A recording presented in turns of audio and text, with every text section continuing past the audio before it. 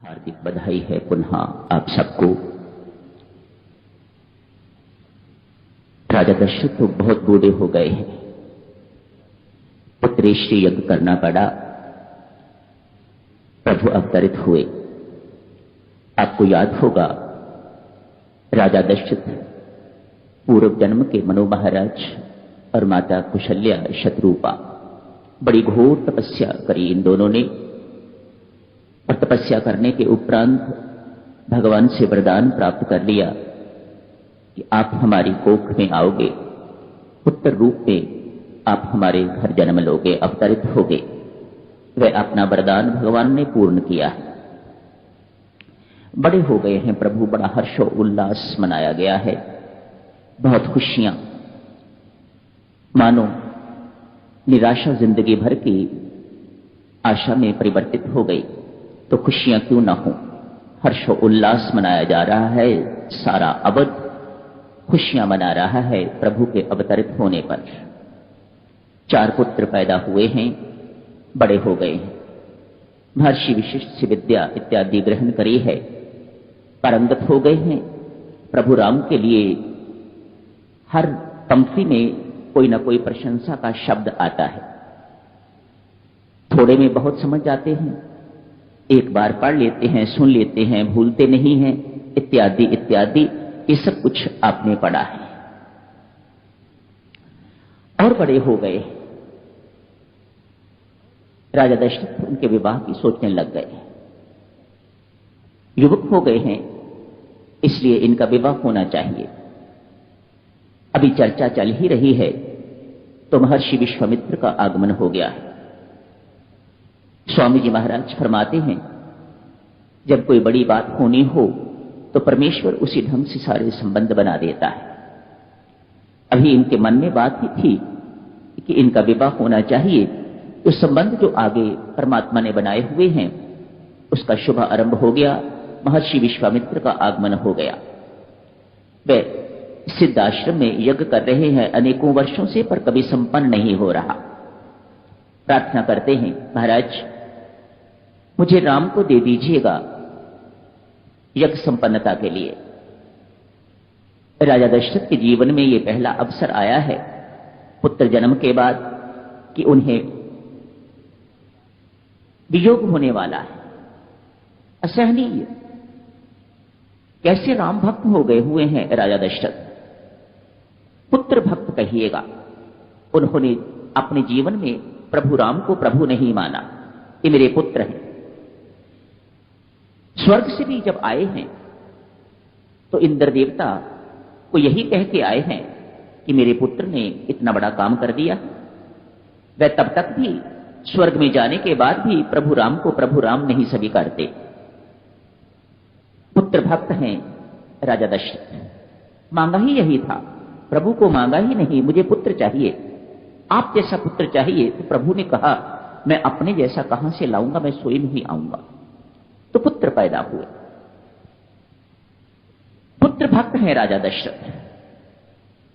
बेचारे व्याकुल हो गए ये सुन के कि पुत्र बिछो होने वाला है, ये कैसे मैं सहन करूंगा। पर होना था, परमेश्वर ने जो रच रखा होता है, रचने वाले पास ही बैठे हुए हैं, कहीं दूर नहीं है। वे साथ ही साथ सब कुछ करवाते जा रहे हैं। जो आगे रचा हुआ है वह भी तो पूर्ण होना ही है। भगवान की दृष्टि से ना देखिएगा प्रभु को, आइए साधक की दृष्टि से देखते हैं। यूं कहिएगा एक साधक की प्रथम साधना आरंभ हो गई है। पहली बार वह घर से निकले, लक्ष्मण उनके साथ होते हैं। लक्ष्मण तो उनकी छाया है, वे तो साथ रहेंगे ही रहेंगे, कहीं भी चले जाएं। कहते हैं कुछ समय जो मूर्छित रहे हैं लक्ष्मण जी महाराज, उस समय को छोड़ के राम लक्ष्मण कभी आपस में बिछड़े नहीं। इतना स्नेह है इनका आपस में, कुछ भी है, कैसे भी हैं, राम कैसे हैं, लक्ष्मण कैसे हैं, पर कभी दोनों में बिछो नहीं हुआ। साथ चले गए हैं महर्षि विश्वामित्र के, तो उनकी साधना आरंभ होती है। साधक जनों, जब साधना करने के लिए व्यक्ति निकलता है तो सबसे पहले उसके मार्ग में ताड़का आती है। और ताड़का को एक ही बाण से प्रभु मार देते हैं। वर्णन तो आता है, युद्ध तो बहुत होता है, पर एक ही बाण से प्रभु मार देते हैं। मानो पहले उसकी चाल वाल सब कुछ हजारों हाथियों का बल था ताड़का में। सुबाहु और मारीच इसी के पुत्र। इसको मारना इतना आसान नहीं था और प्रभु ने एक ही बाण में मार के तो उसे अपना धाम दे दिया है। आप यूं कहिए मारा है या तारा है, दोनों ही चीजें हैं। मार के उसे तार दिया है, उसे अपना धाम अपने में प्रवेश पा लिया है, अपने अंदर ले लिया है, उसे अपना धाम प्रदान कर दिया है। ये ताड़का क्या है? ज्ञान कहता है ये ताड़का अविद्या है। पर जब तक ये अविद्या हमारे जीवन से जाती नहीं है तो अपने घर का पता नहीं चलता। साधक ये भी अपने घर ही जा रहे हैं। सीता माता जिसे शांति कहा जाता है, जिसे परम शांति, जिसे परम धाम कहा जाता है, ये भी वहीं पहुंच रहे हैं, पर अभी मिलने में बहुत समय बाकी है।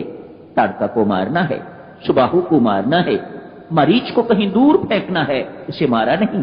क्यों? अभी उससे और काम लेना है प्रभु ने, अभी उसके लिए और कुछ रच रखा है। मार सकते थे उसे भी, जब सुबाहु को मार सकते हैं, ताड़का को मार सकते हैं, तो मरीच को मारने को कौन सी कठिनाई थी? मारा नहीं, दूर समुद्र किनारे फेंक दिया, रामाकार वृत्ति करके। उसे राम की शक्ल भूलती नहीं है। मरीच भक्त बन गया है, उसकी सारी की सारी वृत्तियां अब विषयाकार नहीं है, हिंसात्मक वृत्तियां नहीं है, उसकी बदल गई हैं। राम के दर्शन होते ही वह सब कुछ बदल गया है उसका, और समुद्र के किनारे बैठ के तपस्वी बन गया हुआ है वह। उसे र शब्द से राम याद आते, राम का स्वरूप याद आता है, राम का नाम याद आता है, मानो वह राम नाम जपने लग गया हुआ है और उसकी सारी की सारी वृत्तियां रामाकार हो गई हुई हैं।